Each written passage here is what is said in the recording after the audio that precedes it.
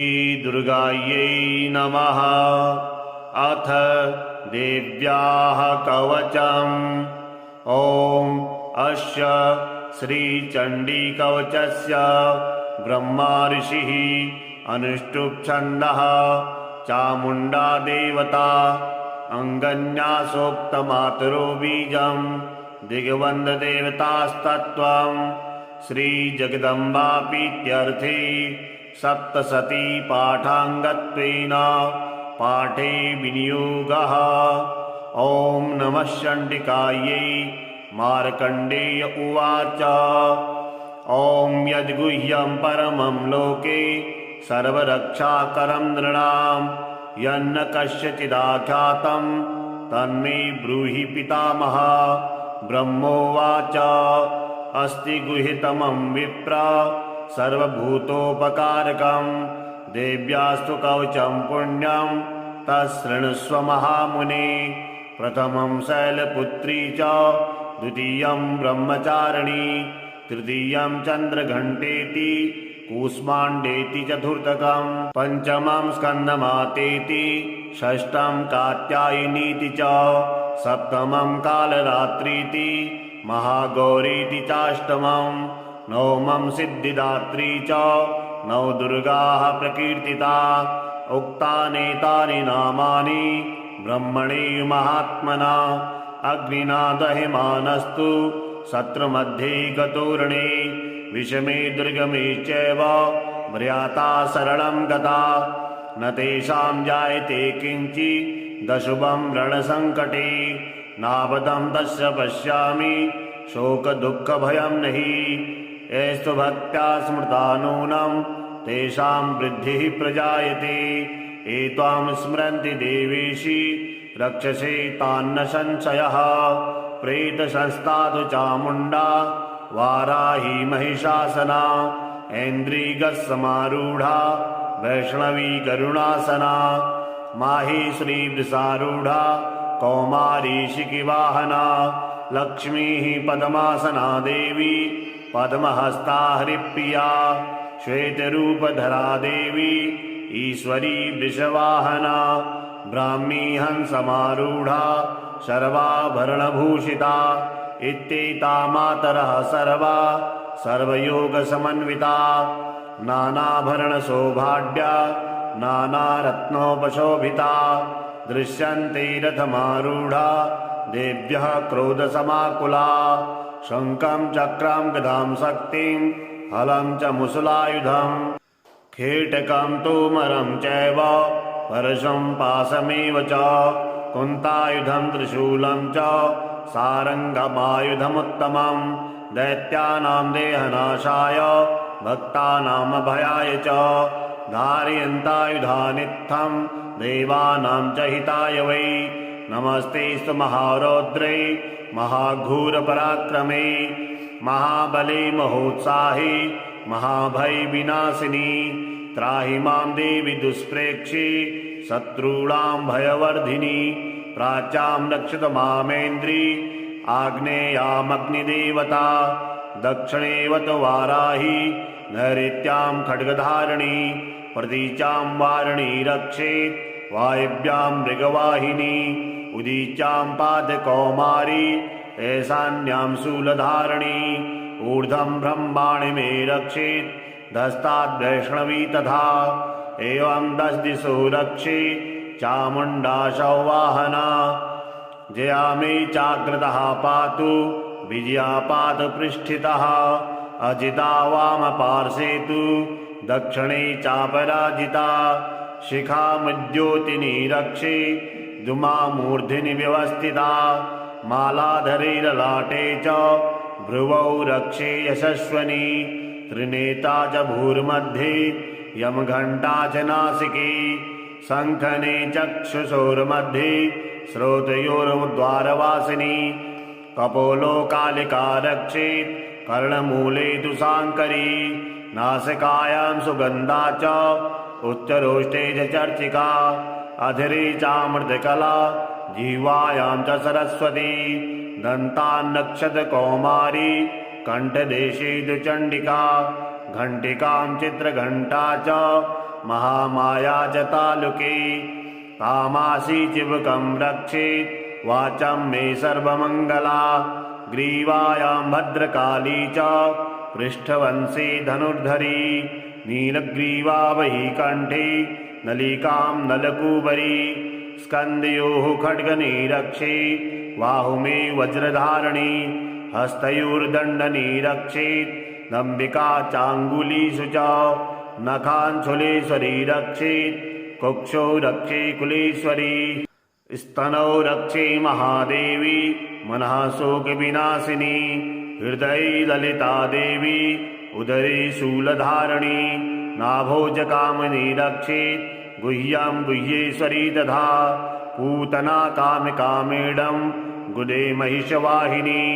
कट्यां भगवती रक्षेत् जाननी विन्ध्यवासिनी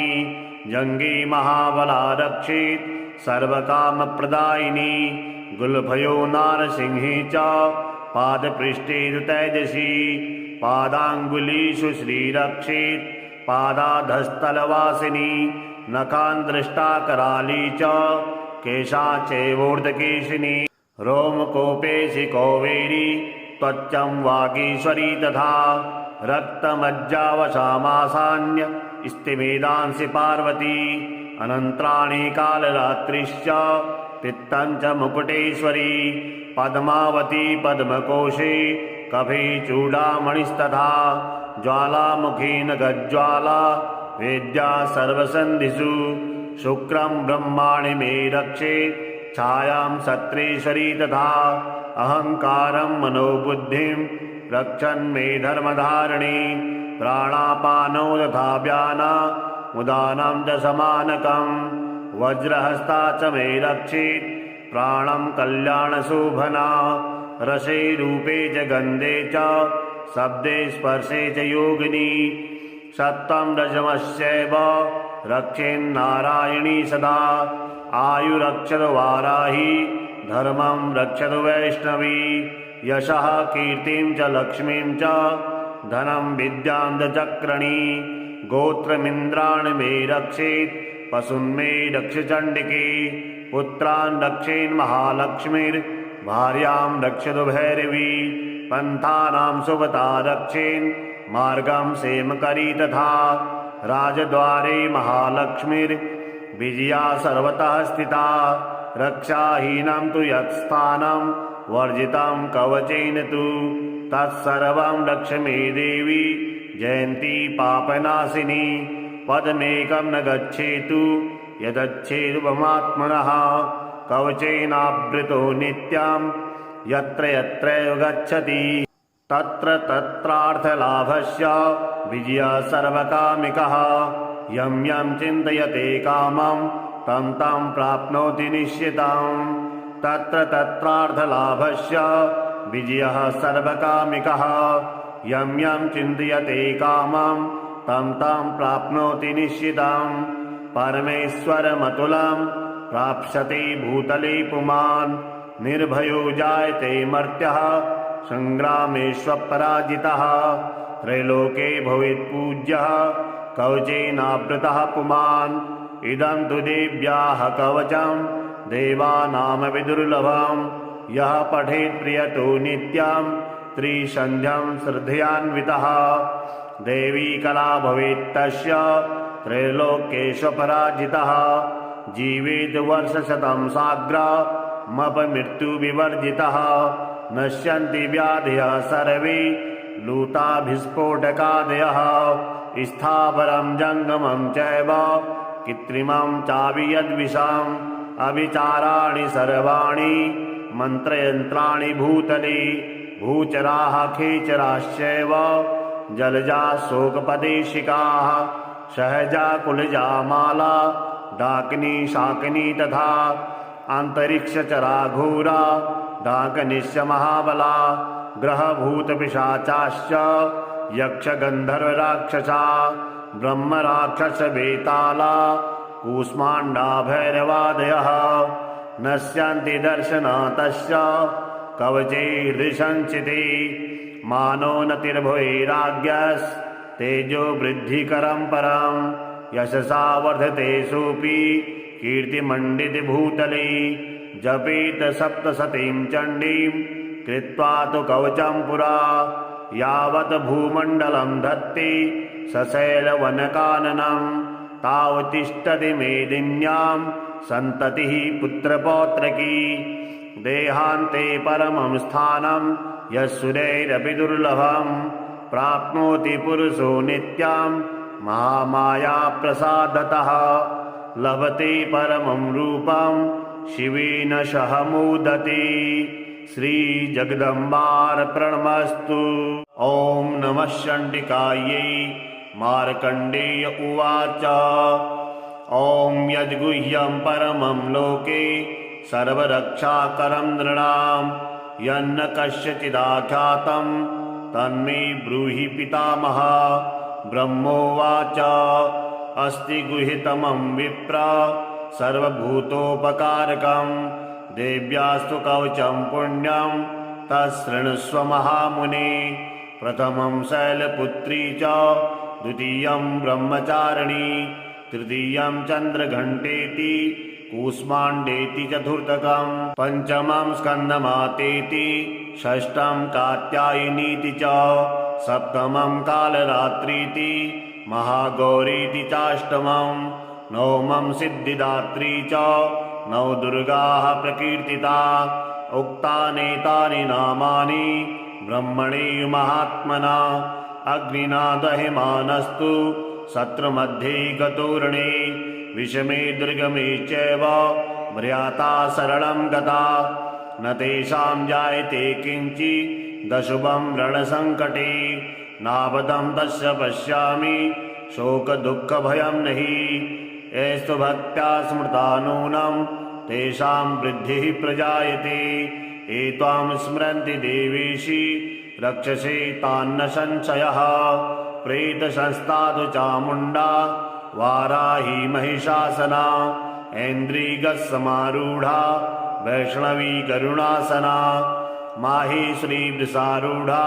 कौमारी शिखिवाहना लक्ष्मीः पद्मासना देवी पद्महस्ता हरिप्रिया श्वेतरूपधरा देवी ईश्वरी वृषवाहना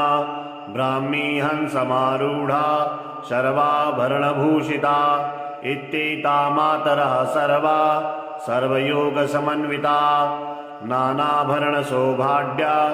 नानारत्नोपशोभिता दृश्यन्ते रथमारूढा देव्यः क्रोधसमाकुला शङ्खं चक्रं गदां शक्तिं हलं च मुसलायुधं खेटकं तोमरं चैव परशुं पाशमेव च कुन्तायुधं त्रिशूलं च सारङ्गमायुधमुत्तमं दैत्यानां देहनाशाय भक्तानामभयाय च धारयन्तायुधानित्थं देवानां च हिताय वै नमस्तेस्तु महारौद्रे महाघोरपराक्रमे महाबले महोत्साहे महाभयविनाशिनी त्राहि मां देवि दुष्प्रेक्षे शत्रूणां भयवर्धिनी प्राच्यां रक्षत मामेन्द्री आग्नेयामग्निदेवता दक्षिणेवत वाराही नैऋत्यां खड्गधारिणी प्रतीचां वारिणी रक्षेत् वायव्यां मृगवाहिनी उदीच्यां पादकौमारी ऐशान्यां शूलधारिणी ऊर्ध्वं ब्रह्माणि मे रक्षेत् धस्ताद्वैष्णवी तथा एवं 10 दिशो रक्षे चामुण्डाशौ वाहना जया मे चाग्रतः पातु विजया पादपृष्ठितः अजिता वामपार्श्वे तु दक्षिणे चापराजिता शिखामुद्योतिनी रक्षे दुमामूर्ध्नि व्यवस्थिता मालाधरैर्ललाटे च भ्रुवौ रक्षे यशस्वनी त्रिनेता च भूर्मध्ये यमघण्टा च नासिके शङ्खने चक्षुषोर्मध्ये श्रोतयोर्द्वारवासिनी कपोलो कालिका रक्षेत् कर्णमूले तु शाङ्करी नासिकायां सुगन्धा च उत्तरोष्टे च चर्चिका अधरे चामृतकला जिह्वायां च सरस्वती दन्तान्नक्षतकौमारी कण्ठदेशे तु चण्डिका घण्टिकां चित्रघण्टा च महामाया च तालुके तामासी चिबुकं रक्षेत् वाचं मे सर्वमङ्गला ग्रीवायां भद्रकाली च पृष्ठवंशी धनुर्धरी नीलग्रीवा वही कण्ठे नलिकां नलकूबरी स्कन्धयोः खड्गनिरक्षे बाहुमे वज्रधारिणी हस्तयोर्दण्डनिरक्षेत् नम्बिका चाङ्गुलीषु च नखाञ्छुलेश्वरी रक्षेत् कुक्षौ रक्षे कुलेश्वरी स्तनौ रक्षे महादेवी मनः शोकविनाशिनी हृदये ललिता देवी उदरे शूलधारिणी नाभोजकामिनी रक्षेत् गुह्यां गुह्येश्वरी तथा पूतना कामकामेडं गुदे महिषवाहिनी कट्यां भगवती रक्षेत् जाननी विन्ध्यवासिनी जङ्गे महाबला रक्षेत् सर्वकामप्रदायिनी गुल्फयो नारसिंहे च पादपृष्ठे तु तेजसी पादाङ्गुलीषु श्रीरक्षेत् पादाधस्तलवासिनी नखान् दृष्टा कराली च केशा चैवोर्ध्वकेशिनी रोमकोपेशि कौवेरी त्वच्चं वागीश्वरी तथा रक्तमज्जावशामासान्य स्तिमेदांसि पार्वती अनन्त्राणि कालरात्रिश्च पित्तं च मुकुटेश्वरी पद्मावती पद्मकोशे कफे चूडामणिस्तथा ज्वालामुखी नगज्ज्वाला वेद्या सर्वसन्धिषु शुक्रं ब्रह्माणि मे रक्षे छायां सत्रेश्वरी तथा अहङ्कारं मनोबुद्धिं रक्षन् मे धर्मधारिणी प्राणापानौ तथा व्याना उदानं च समानकं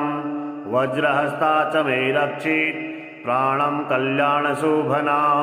रसे रूपे च गन्धे च शब्दे स्पर्शे च योगिनी सत्त्वं रजमस्यैव रक्षेन्नारायणी सदा आयुरक्षतु वाराही धर्मं रक्षतु वैष्णवी यशः कीर्तिं च लक्ष्मीं च धनं विद्यां च चक्रणी गोत्रमिन्द्राणि मे रक्षेत् पशून्मे रक्ष चण्डिके पुत्रान् रक्षेन्महालक्ष्मीर्भार्यां रक्षतु भैरवी पन्थानां सुभता रक्षेन् मार्गं सेमकरी तथा राजद्वारे महालक्ष्मीर्विजया सर्वतः स्थिता रक्षाहीनं तु यत्स्थानं वर्जितं कवचेन तु तत्सर्वं रक्ष मे देवी जयन्ती पापनाशिनी पदमेकं न गच्छेतु यदच्छेदुपमात्मनः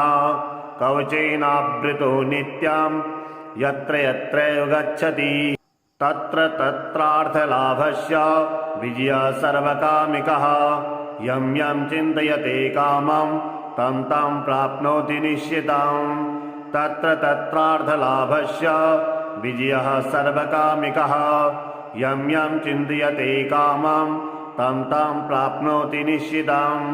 परमेश्वरमतुलं प्राप्स्यते भूतले पुमान् निर्भयो जायते मर्त्यः सङ्ग्रामेष्वपराजितः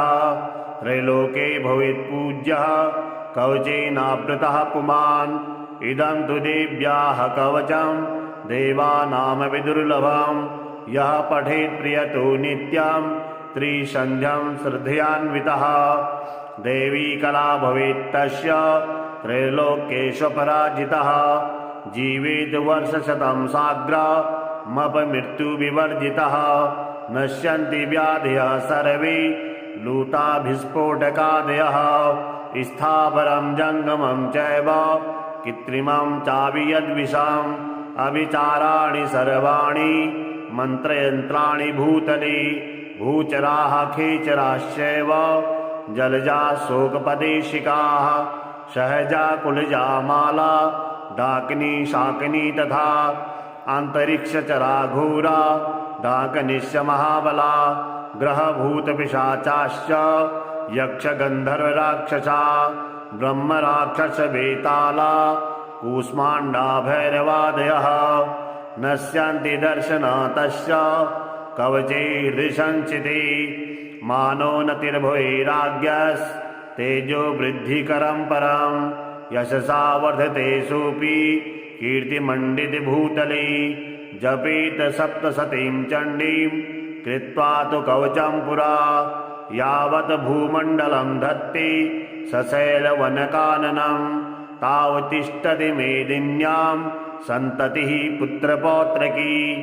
देहान्ते परमं स्थानं यस्सुरैरपि दुर्लभं प्राप्नोति पुरुषो नित्यां महामायाप्रसादतः लभते परमं रूपं शिवेन सह मोदते। श्रीजगदम्बार्पणमस्तु। ॐ नमः चण्डिकायै। मार्कण्डेय उवाच ॐ यद्गुह्यं परमं लोके सर्वरक्षाकरं नृणां यन्न कस्यचिदाख्यातं तन्मे ब्रूहि पितामह। ब्रह्मोवाच अस्ति गुह्यतमं विप्र सर्वभूतोपकारकं देव्यास्तु कवचं पुण्यं तच्छृणुष्व महामुने।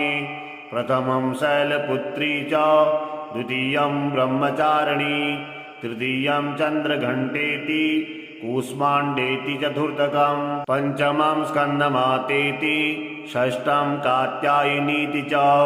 सप्तमं कालरात्रीति महागौरीति चाष्टमं नवमं सिद्धिदात्री च नवदुर्गाः प्रकीर्तिता। उक्तानेतानि नामानि ब्रह्मणे महात्मना अग्निना दह्यमानस्तु शत्रुमध्ये गतोरणे विषमे दुर्गमे चैव म्रियाता सरलं गता न तेषां जायते किञ्चिदशुभं रणसङ्कटे नापदं तस्य पश्यामि शोकदुःखभयं नहि एस्तु भक्त्या स्मृता नूनं तेषां वृद्धिः प्रजायते। एत्वां स्मरन्ति देवेशि रक्षसे तान्न संशयः प्रेतसंस्था चामुण्डा वाराही महिषासना ऐन्द्रियगस्समारूढा वैष्णवी गरुणासना माहेश्वरी वृषारूढा कौमारी शिखिवाहना लक्ष्मीः पद्मासना देवी पद्महस्ता हरिप्रिया श्वेतरूपधरा देवी ईश्वरी वृषवाहना ब्राह्मी हंसमारूढा सर्वाभरणभूषिता इत्येता मातरः सर्वा सर्वयोगसमन्विता नानाभरणशोभाढ्या नानारत्नोपशोभिता दृश्यन्ते रथमारूढा देव्यः क्रोधसमाकुला शङ्खं चक्रं गदां शक्तिं हलं च मुसलायुधं खेटकं तोमरं चैव परशुं पाशमेव च कुन्तायुधं त्रिशूलं च सारङ्गमायुधमुत्तमं दैत्यानां देहनाशाय भक्तानामभयाय च धारयन्तायुधानित्थं देवानां च हिताय वै नमस्तेस्तु महारौद्रे महाघोरपराक्रमे महाबले महोत्साहे महाभयविनाशिनी त्राहि मां देवि दुष्प्रेक्षे शत्रूणां भयवर्धिनी प्राच्यां रक्षत मामेन्द्री आग्नेयामग्निदेवता दक्षिणेवत वाराही नैऋत्यां खड्गधारिणी प्रतीचां वारिणी रक्षेत् वायव्यां मृगवाहिनी उदीच्यां पादकौमारी ऐशान्यां शूलधारिणी ऊर्ध्वं ब्रह्माणि मे रक्षेत् धस्ताद् वैष्णवी तथा एवं 10 दिशो रक्षे चामुण्डा सौवाहना जया मे चाग्रतः पातु विजया पादपृष्ठितः अजिता वामपार्श्वे तु दक्षिणे चापराजिता शिखामुद्योतिनी रक्षे द्युमामूर्ध्नि व्यवस्थिता मालाधरैर्ललाटे च भ्रुवौ रक्षे यशस्वनी त्रिनेता च भूर्मध्ये यमघण्टा च नासिके शङ्खने चक्षुषोर्मध्ये श्रोतयोर्द्वारवासिनी कपोलो कालिका रक्षेत् कर्णमूले तु शाङ्करी नासिकायां सुगन्धा च उच्चरोष्टे च चर्चिका अधरे चामृतकला जिह्वायां च सरस्वती दन्तान्नक्षत कौमारी कण्ठदेशे तु चण्डिका घण्टिकां चित्रघण्टा च महामाया च तालुके कामासी चिबुकं रक्षेत् वाचं मे सर्वमङ्गला ग्रीवायां भद्रकाली च पृष्ठवंशी धनुर्धरी नीलग्रीवा वही कण्ठे नलिकां नलकूबरी स्कन्धयोः खड्गनिरक्षे बाहुमे वज्रधारिणी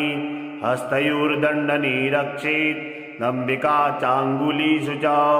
नखाञ्छुलेश्वरी रक्षेत् कुक्षौ रक्षे कुलेश्वरी स्तनौ रक्षे महादेवी मनः शोकविनाशिनी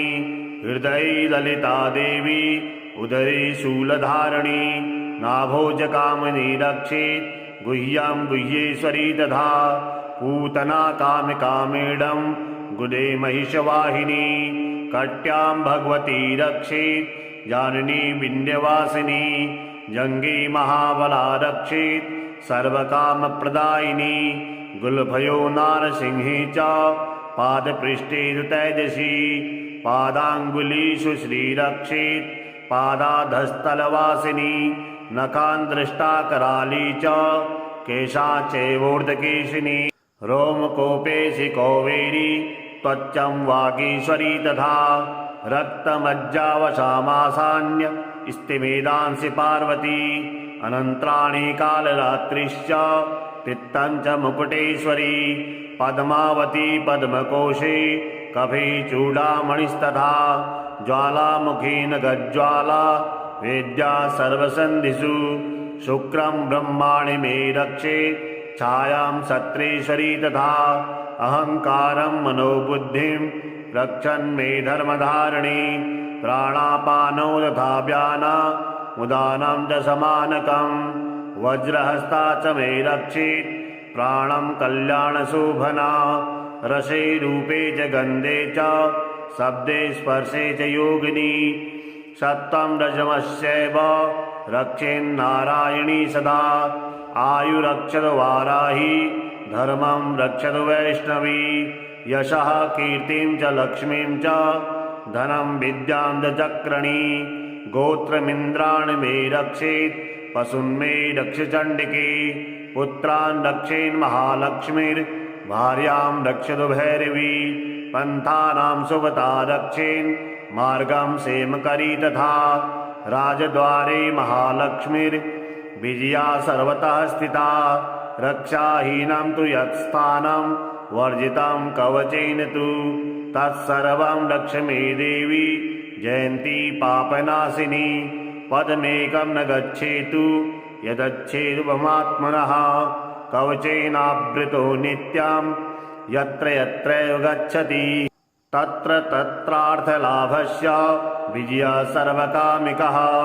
यं यं चिन्तयते कामं तं तं प्राप्नोति निश्चितं तत्र तत्रार्थलाभस्य विजयः सर्वकामिकः यं यं चिन्तयते कामं तं तं प्राप्नोति निश्चितं परमेश्वरमतुलं प्राप्स्यति भूतले पुमान् निर्भयो जायते मर्त्यः सङ्ग्रामेष्वपराजितः त्रैलोके भवेत्पूज्यः कवचेनावृतः पुमान् इदं तु देव्याः कवचं देवानामविदुर्लभं यः पठेत् प्रियतो नित्यं त्रिसन्ध्यं श्रद्धयान्वितः देवी कला भवेत्तस्य त्रैलोक्येष्वपराजितः जीवेत् वर्षशतं साग्रमपमृत्युविवर्जितः नश्यन्ति व्याधयः सर्वे लूताभिस्फोटकादयः स्थावरं जङ्गमं चैव कृत्रिमं चावियद्विषम् अविचाराणि सर्वाणि मन्त्रयन्त्राणि भूतले भूचराः खेचराश्चैव जलजा शोकपदेशिकाः सहजा कुलजा माला डाकिनी शाकिनी तथा अन्तरिक्षचरा घोरा डाकनिश्च महाबला ग्रहभूतपिशाचाश्च यक्षगन्धर्वराक्षसा ब्रह्मराक्षसवेताला कूष्माण्डा भैरवादयः नश्यन्ति दर्शनातश्च कवचे हृदि संचिते मानो नतिर्भुवैराग्यस् तेजो वृद्धिकरं परं यशसा वर्धते सोऽपि कीर्तिमण्डितभूतले जपेत सप्तशतीं चण्डीं कृत्वा तु कवचं पुरा यावत् भूमण्डलं धत्ते सशैलवनकाननं तावतिष्ठति मेदिन्यां सन्ततिः पुत्रपौत्रकी देहान्ते परमं स्थानं यस्सुरैरपि दुर्लभं प्राप्नोति पुरुषो नित्यां महामायाप्रसादतः लभते परमं रूपं शिवेन सह मोदते। श्रीजगदम्बार्पणमस्तु। ॐ नमः चण्डिकायै। मार्कण्डेय उवाच ॐ यद्गुह्यं परमं लोके सर्वरक्षाकरं नृणां यन्न कस्यचिदाख्यातं तन्मे ब्रूहि पितामह। ब्रह्मोवाच अस्ति गुह्यतमं विप्र सर्वभूतोपकारकं देव्यास्तु कवचं पुण्यं तच्छृणुष्व महामुने। प्रथमं शैलपुत्री च द्वितीयं ब्रह्मचारिणी तृतीयं चन्द्रघण्टेति कूष्माण्डेति चतुर्थकं पञ्चमं स्कन्दमातेति षष्ठं कात्यायनीति च सप्तमं कालरात्रीति महागौरीति चाष्टमं नवमं सिद्धिदात्री च नौ दुर्गाः प्रकीर्तिता। उक्तानेतानि नामानि ब्रह्मणे महात्मना अग्निना दह्यमानस्तु शत्रुमध्ये गतोरणे विषमे दुर्गमे चैव म्रियाता शरणं गता न तेषां जायते किञ्चिदशुभं रणसङ्कटे नापदं तस्य पश्यामि शोकदुःखभयं नहि एस्तु भक्त्या स्मृता नूनं तेषां वृद्धिः प्रजायते। एत्वां स्मरन्ति देवेशि रक्षसे तान्न संशयः प्रेतशस्तादु चामुण्डा वाराही महिषासना ऐन्द्रियगस्समारूढा वैष्णवी गरुणासना माहेश्वरी वृषारूढा कौमारी शिखिवाहना लक्ष्मीः पद्मासना देवी पद्महस्ता हरिप्रिया श्वेतरूपधरा देवी ईश्वरी वृषवाहना ब्राह्मी हंसमारूढा सर्वाभरणभूषिता इत्येता मातरः सर्वा सर्वयोगसमन्विता नानाभरणशोभाढ्या नानारत्नोपशोभिता दृश्यन्ते रथमारूढा देव्यः क्रोधसमाकुला शङ्खं चक्रं गदां शक्तिं हलं च मुसलायुधं खेटकं तोमरं चैव परशं पाशमेव च कुन्तायुधं त्रिशूलं च सारङ्गमायुधमुत्तमं दैत्यानां देहनाशाय भक्तानामभयाय च धारयन्तायुधानित्थं देवानां च हिताय वै नमस्तेस्तु महारौद्रे महाघोरपराक्रमे महाबले महोत्साहे महाभयविनाशिनी त्राहि मां देवि दुष्प्रेक्षे शत्रूणां भयवर्धिनी प्राच्यां रक्षत मामेन्द्री आग्नेयामग्निदेवता दक्षिणेवत वाराही नैऋत्यां खड्गधारिणी प्रतीचां वारिणी रक्षेत् वायव्यां मृगवाहिनी उदीच्यां पादकौमारी ऐशान्यां शूलधारिणी ऊर्ध्वं ब्रह्माणि मे रक्षेत् धस्ताद्वैष्णवी तथा एवं 10 दिशो रक्षे चामुण्डाशौ वाहना जया मे चाग्रतः पातु विजया पातु पृष्ठितः अजिता वामपार्श्वे तु दक्षिणे चापराजिता शिखामुद्योतिनी रक्षे दुमामूर्ध्नि व्यवस्थिता मालाधरैर्ललाटे च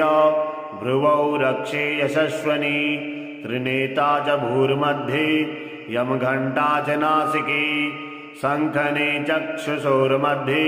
श्रोतयोर्द्वारवासिनी कपोलो कालिका रक्षेत् कर्णमूले तु शाङ्करी नासिकायां सुगन्धा च उच्चरोष्टे च चर्चिका अधरे चामृतकला जिह्वायां च सरस्वती दन्तान्नक्षत्रकौमारी कण्ठदेशे तु चण्डिका घण्टिकां चित्रघण्टा च महामाया च तालुके कामासी चिबुकं रक्षेत् वाचं मे सर्वमङ्गला ग्रीवायां भद्रकाली च पृष्ठवंशी धनुर्धरी नीलग्रीवा वही कण्ठे नलिकां नलकूबरी स्कन्धयोः खड्गनिरक्षे बाहु मे वज्रधारिणी हस्तयोर्दण्डनिरक्षेत् नम्बिका चाङ्गुलीषु च नखाञ्छुलेश्वरी रक्षेत् कुक्षौ रक्षे कुलेश्वरी स्तनौ रक्षे महादेवी मनः शोकविनाशिनी हृदये ललिता देवी उदरे शूलधारिणी नाभोजकामिनी रक्षेत् गुह्यां गुह्येश्वरी तथा पूतना कामिकामेडं गुदे महिषवाहिनी कट्यां भगवती रक्षेत् जाननी विन्ध्यवासिनी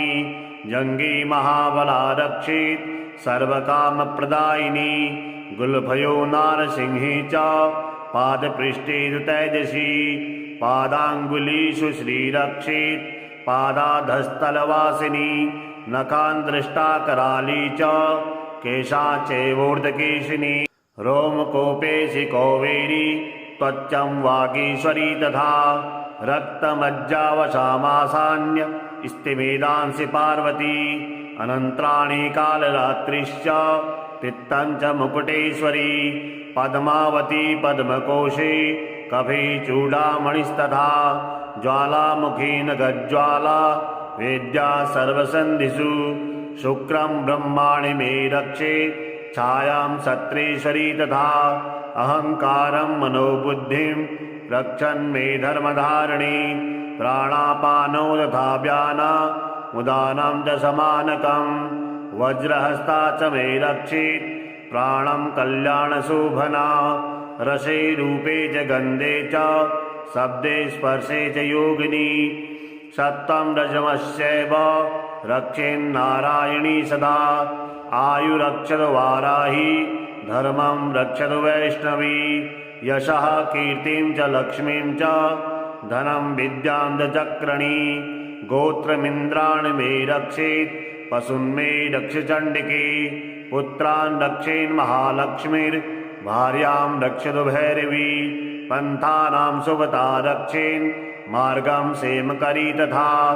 राजद्वारे महालक्ष्मीर्विजया सर्वतः स्थिता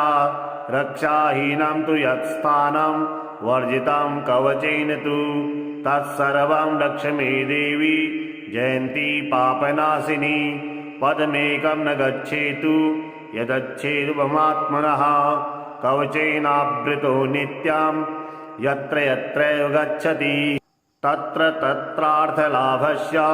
विजयः सर्वकामिकः यं यं चिन्तयते कामं तं तं प्राप्नोति निश्चितं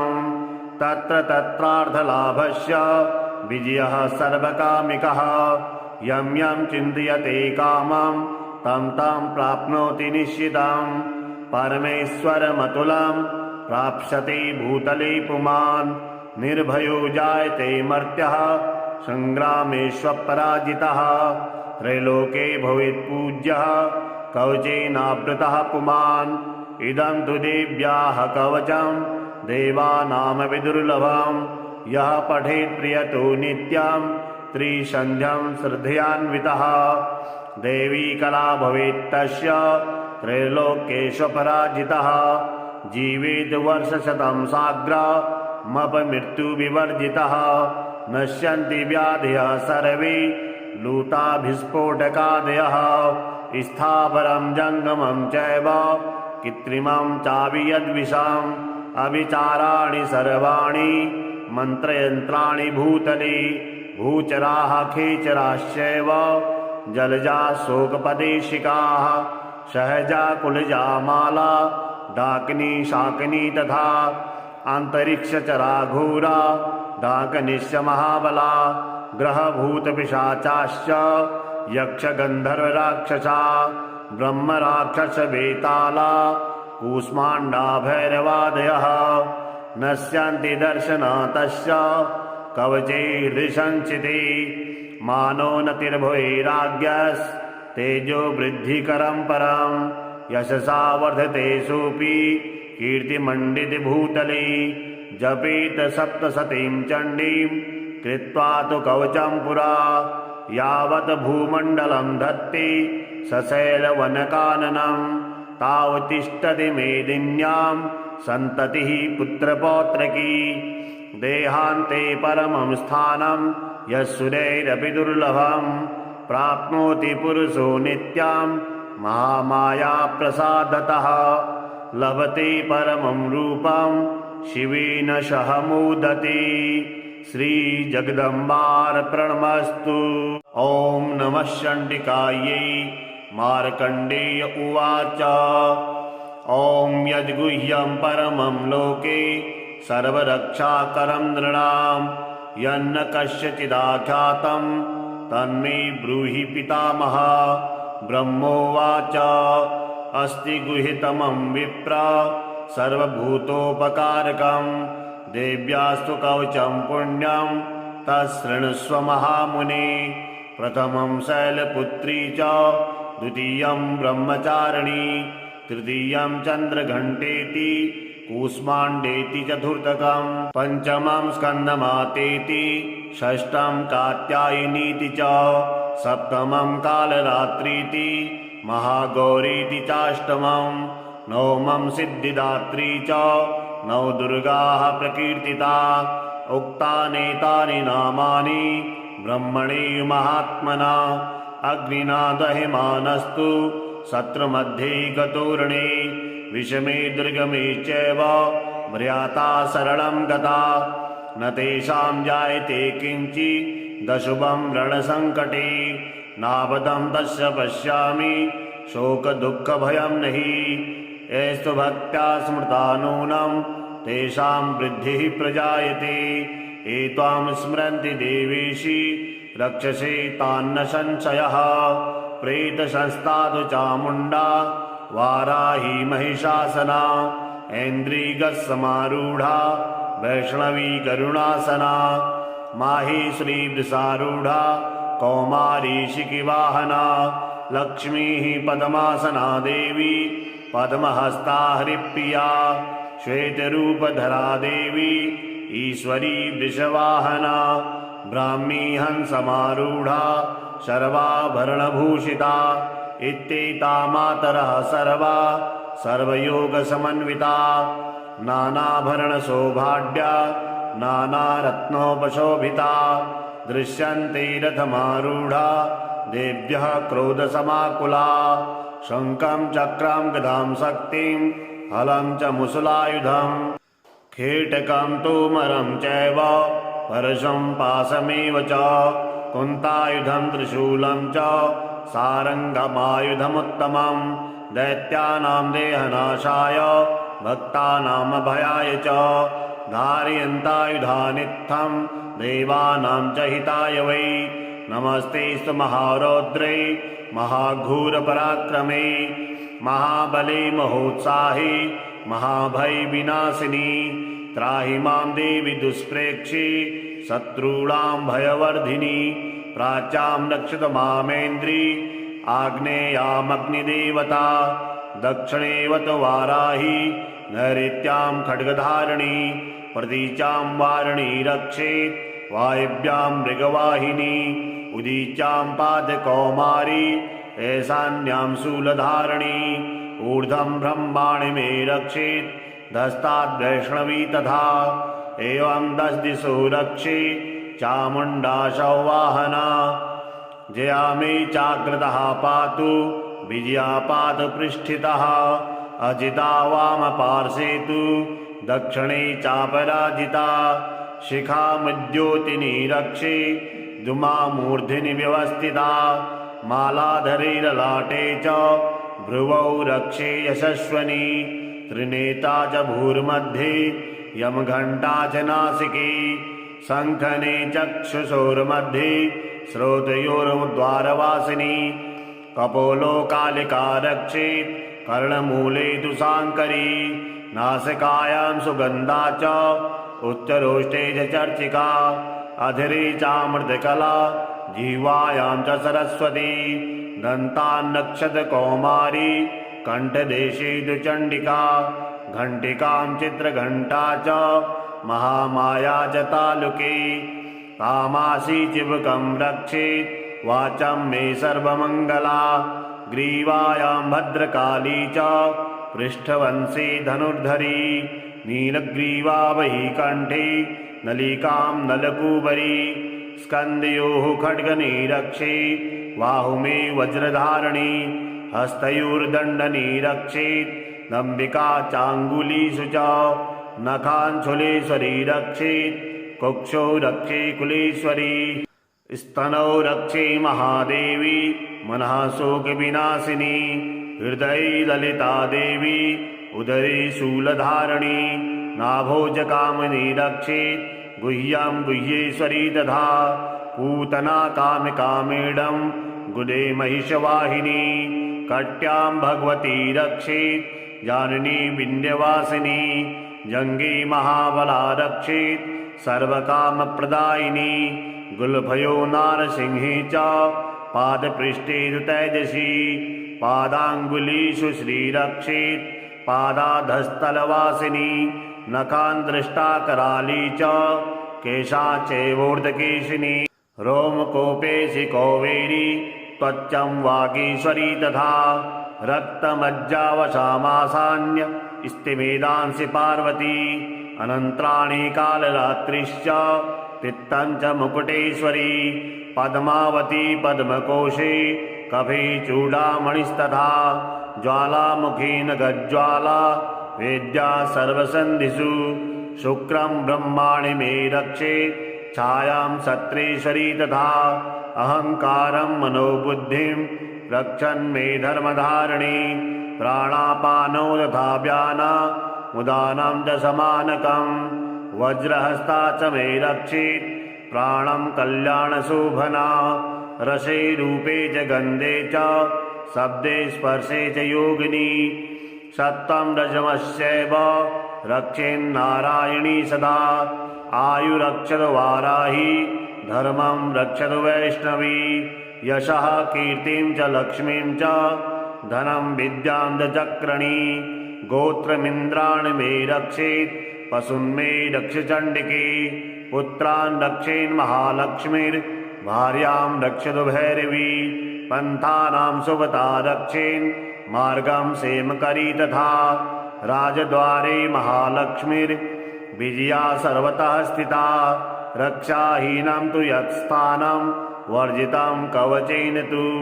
तत्सर्वं रक्ष मे देवी जयन्ती पापनाशिनी पदमेकं न गच्छेतु